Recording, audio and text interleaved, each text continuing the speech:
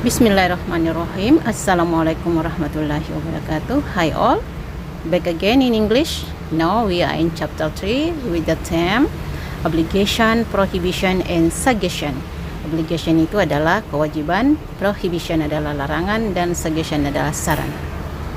Well, everybody, in this chapter we are going to learn about obligation, prohibition, other expression of prohibition, warning, suggestion, and other expression of suggestion.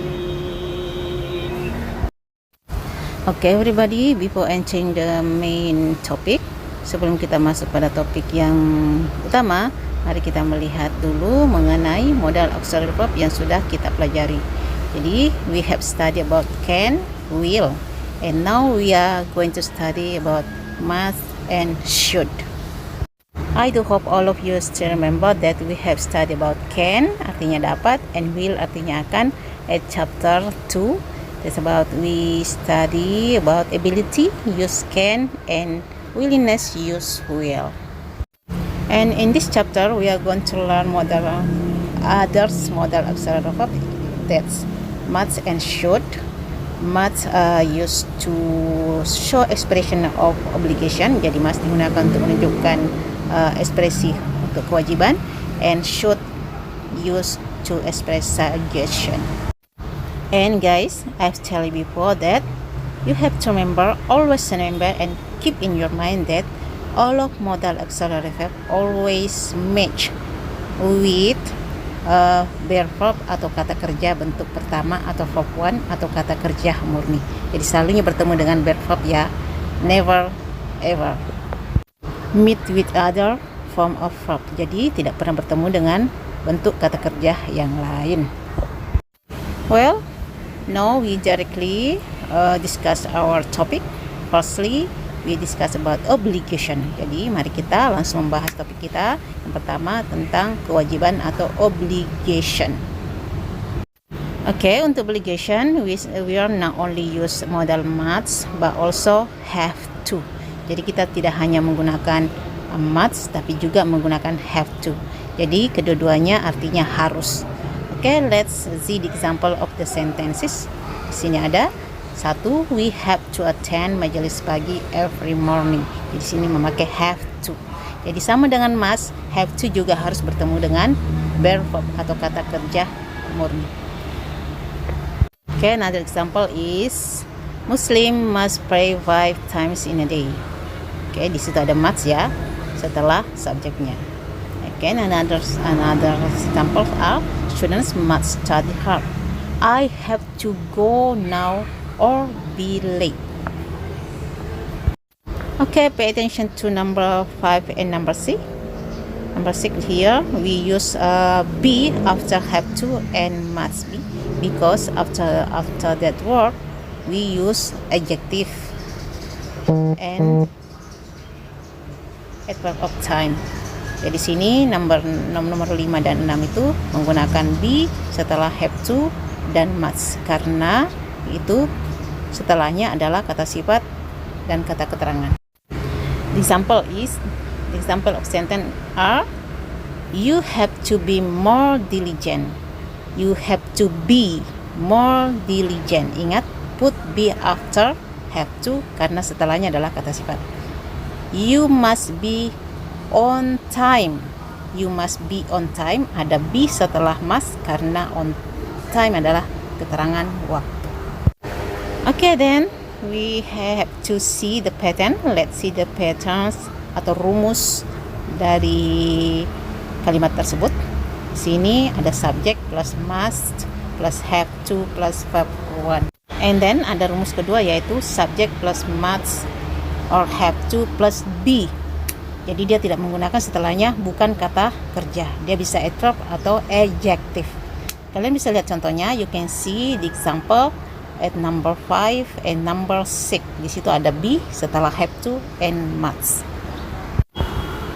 Jadi itu tadi tentang obligation atau kewajiban ya. Jadi ingat, menyatakan kewajiban dan obligation itu di sini kita menggunakan must and have to. Dan kakak harus ingat, you have to remember the patterns of them. Harus mengingat rumus-rumus membuat kalimat ya. And now we come to prohibition atau larang. Sini kita menggunakan must tapi ditambahkan not. Jadi must not atau bisa dibaca mustn't. Okay, let's see the example of the sentence. Sini ada contoh kalimatnya. You must not leave your prayer. Kamu tidak boleh meninggalkan sholat. We must not avoid the meeting. Kita tidak boleh menghindari rapat. I must not be here. Perhatikan di sini kalimat nomor 3 ada be lagi setelah must not ya. Jadi sini here adalah keterangan tempat. Jadi harus menggunakan be. Saya tidak seharusnya di sini. And next, she must not be lazy. Lazy adalah kata sifat malas.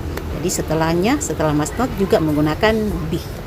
So you have to remember ya kak, jika dalam kalimat itu tidak menggunakan kata kerja, jika kita menggunakan modal, setelah modal itu harus ada be-nya.